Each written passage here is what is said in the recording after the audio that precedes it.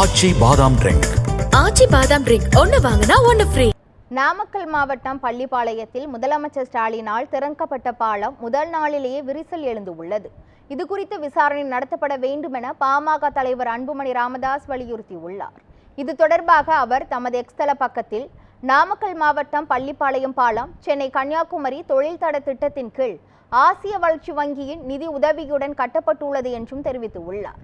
3.40 kilometre தொலைவுக்கு 320 கோடி ரூபாய் செலவில் கட்டப்பட்டுள்ள பாலத்தின் பல இடங்களில் விரிசல்கள் ஏற்பட்டு இருப்பதும் சுற்றுச்சுவரின் கற்கள் பெயர்ந்து விழுவதும் மக்களிடம் பெரும் அதிர்ச்சியையும் அச்சத்தையும் ஏற்படுத்தி உள்ளன என்றும் கூறியுள்ளார். மேம்பாலத்தை முதலமைச்சர் மு க ஸ்டாலின் காலையில் திறந்து வைத்த நிலையில் சிறிது நேரத்திலேயே பாலம் சேதமடைந்திருப்பது கட்டுமான பணிகளின் தரமற்ற தன்மையை தான் காட்டுகின்றன எனவும் சுட்டிக்காட்டியுள்ளார்.